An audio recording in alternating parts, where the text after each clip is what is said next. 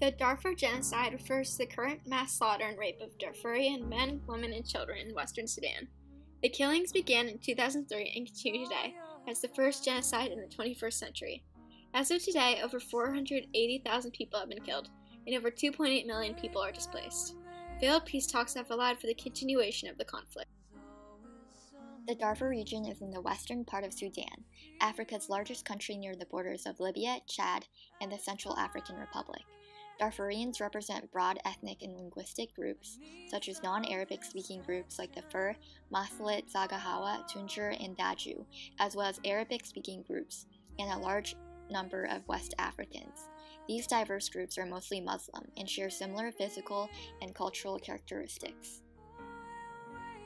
The beginning of this ongoing crisis started as the Sudanese North-South peace agreement was coming to a close. This brought the conclusion to a 21-year-long civil war. Darfurians appealed to the Sudanese government to include their concerns in the peace talks, but the citizens of the Darfur region were turned down and excluded. Historically, the Sudanese government neglected investment in Darfurian roads, schools, hospitals, and communication centers, which was the start of the discrimination against Darfurians. Two rebel groups responded to the discrimination by rebelling against the government of Sudan. These groups included the Justice and Equality Movement and Sudan Liberation Movement. These movements launched an attack on the capital of Darfur, forcing the government to take action. The GOS and the President Omar Bashir recruited militia groups in the region to invade villages and conduct massive killing sprees in Darfur regions, specifically targeting non-Arab villagers.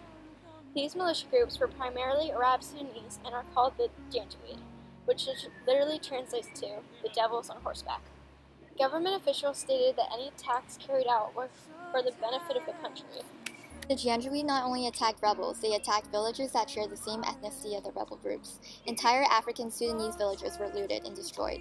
In some cases, military helicopters would bomb the villages first, and then the Janjaweed would attack.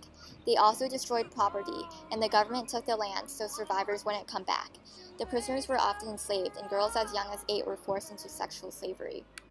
The actions of the GOS and Janjaweed are responsible for thousands of abductions and rapes, around 1,000 villages burned to the ground, millions of livestock stolen, and a virulent spread of disease and malnutrition throughout the region. Many people, especially opposers of the GOS, have been arrested and detained and tortured for long periods of time. There was disagreement in the international community over whether the conflict in Darfur is really a genocide. On January 25, 2005, the International Commission of Inquiry of the UN stated that the government of the Sudan had not pursued a policy of genocide, but concluded that they do hold responsibility for serious international human rights violations. In contrast, in September 2004, U.S. Secretary of State Colin Powell made a public statement declaring Darfur a state of genocide.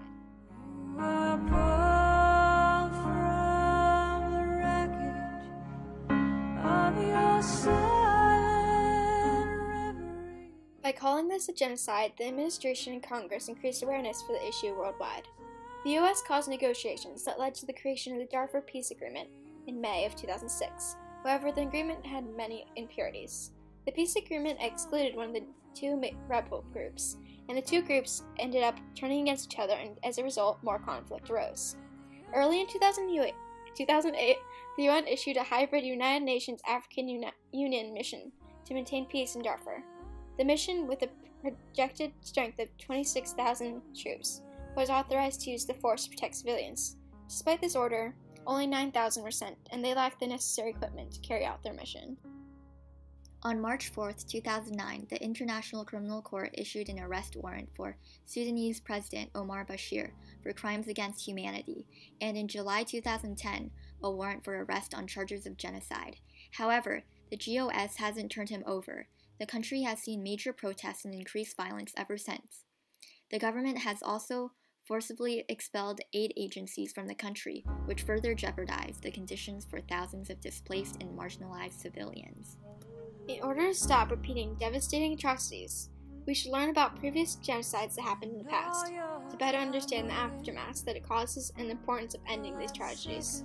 Perpetrators of genocide and mass atrocities cannot succeed without the support of other governments and corporations. Therefore, we can compel our elected leaders to act on their responsibility to protect innocent women, men, and children from brutal regimes by raising awareness throughout our community.